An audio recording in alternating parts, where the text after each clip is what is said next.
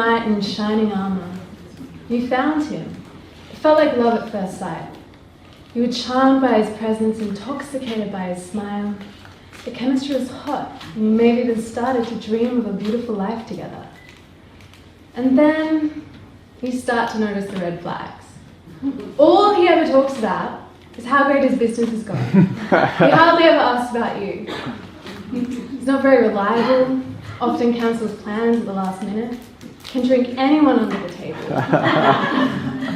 He's not the most attentive lover.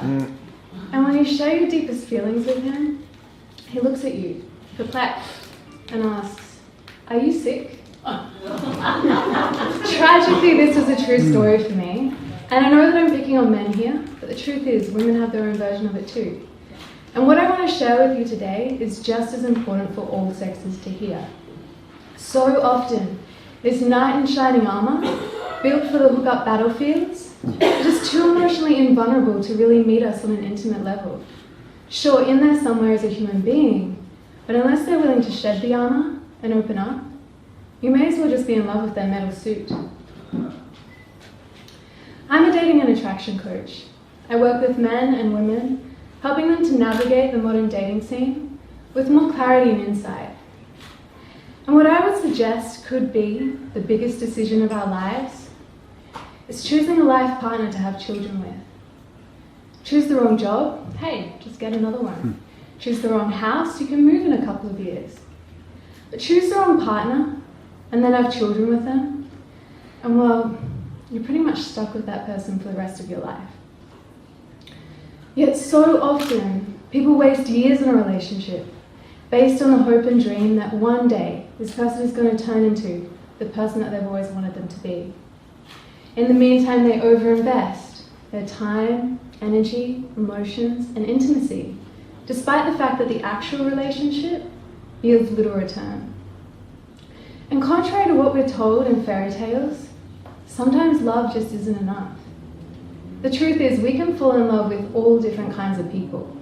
And some of those people, realistically, just aren't going to be compatible with the life we want to create for ourselves. Which is why it's really important to recognize that dating is an evaluation process. It's an opportunity for us to get to know someone and then decide how much of our lives we want to spend with them, how much of our valuable time we want to invest, all the while checking to make sure that they're equally invested and excited about the relationship. And to be really clear, this evaluation process, it needs to last more than just a date or two.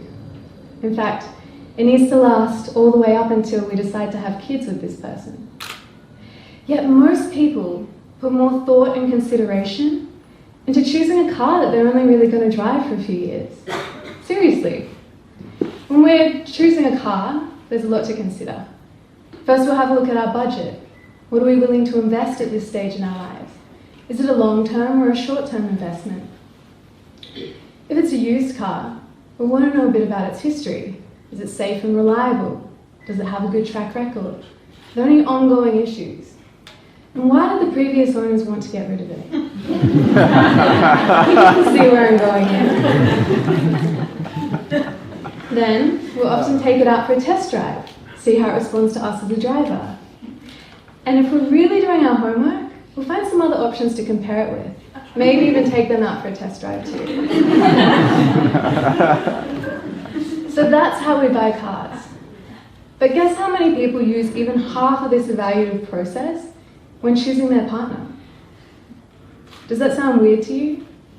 Is the romantic within you cringing at the thought? Yet a strategy like this could potentially save us a lot of heartbreak. The thing is, most people make this choice without even stopping to make a considered decision. When I ask my clients, how did you end up with the father of your children? I hear things like, well, we were dating, and then the lease on his apartment ran out. So then we decided to move in together, save some money. Then I got pregnant, and we got married, and boom, here we are 3 years later, divorced and with a kid. The thing is, not stopping to make a considered decision often becomes a decision in itself. And the fact that most parents did not choose their partner is a reality that pervades our culture. So perhaps it's time to upgrade our strategy. We all have strategies, the default habits and actions that we do on a regular basis, conscious, but more often unconscious. So how often do we actually stop to check our strategies? Because sometimes we're actually running a strategy that is very different to the outcome that we're pursuing. We might think, for example, that we're running a get love strategy, when in reality, we're running a keep my heart safe strategy. And this results in us taking very different actions, and often can leave us confused as to why we can't seem to attract the right kind of person.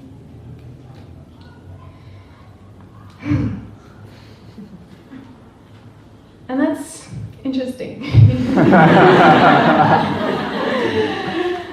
Okay, so we might paint our face with makeup and dress to the nines in a superficial attempt to appear flawless, much like the knight in shining armour. However, so often this becomes a mask that we just hide behind. And in order to make a real connection, we need to be willing to get a little bit more vulnerable than that. Sadly, what I see so often in my generation is people just playing the dating game far too cool, glorifying the poker face for fear of being labelled a crazy bitch or a needy guy. And so we literally filter ourselves as much as our Instagram feed, all the while dealing ourselves out of a real connection. I'll give you another example of strategy. A couple of years ago, I had a light bulb moment when I realised a lot of the guys I was attracted to never really came over and approached me or asked me out. And those who did, I often really wasn't that interested in. Can anyone relate? In a nutshell, my strategy back then was I'd walk into a room, see someone I was attracted to, and I'd do okay naturally. I'd ignore them, hoping in vain that this person was going to come over and talk to me. And on the rare occasions when they did, I'd flaunt my poker face like I never had any interest in having a man hold me through the night. On a surface level, this was a response to the over-sexualization of women in our culture, and not wanting to be seen as easy or desperate. But underneath all that was a plain old fear of rejection. I was keeping my heart safe. The fallacy of my strategy, by not demonstrating any signals of attraction or interest, the guys who usually approached me anyway generally turned out to be a little bit crazy. And not in the kind of way that I wanted to date. Because of course, what guy in his right mind is going to approach a woman who's showing him absolutely no signals of interest whatsoever? This insight was liberating for me. So I made a commitment to myself to drop the poker face. Not long after, I was headed home one night on the 86 tram. And this beautiful man hopped on, with tousled ringlets, hazel eyes, chiseled jawline, rocking a brown leather jacket and jeans. Now he got my attention. And so I threw him a curious look. Once, twice. Apparently men need more than one signal to break the ice. And on the third time we cracked a smile, and finally he came over to talk to me, just before my stop. Willing to give this guy a go, I gave him my card just before jumping off. Now, after 15 months of romantic evaluation, I've been delighted to discover that this man does not wear a lot of armour. And I feel safe in opening my heart to him because I've seen him show up for me in so many different situations, consistently. He's genuine, reliable, attentive, and when I share my deepest feelings with him, he holds me close and listens. This is the beauty of approaching dating as an evaluation process. It protects us from unnecessary heartache because we're moving much more slowly and consciously, all the while checking to make sure that this other person is equally invested, because there's no use in chasing a fantasy. So if you're sitting here tonight and dedicated to finding real love, how can you put this into action? First, we need to get comfortable with being single, so we're not falling into relationships out of sheer loneliness. Second, we need to get clear on our vision of what a beautiful relationship looks like, so we can tell the difference between someone who's contributing and taking away from our enjoyment in life. And third, we need to be willing to walk away when a relationship is just not nourishing. So we take ownership of this big decision. We commit to hitting the warning signs, even if someone looks great on paper or has potential. Because doing so can be the difference between a rough ride and your happily ever after. Besides, life is just too short to play things too cool. Thank you.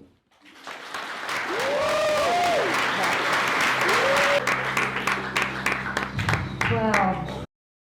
40 years ago.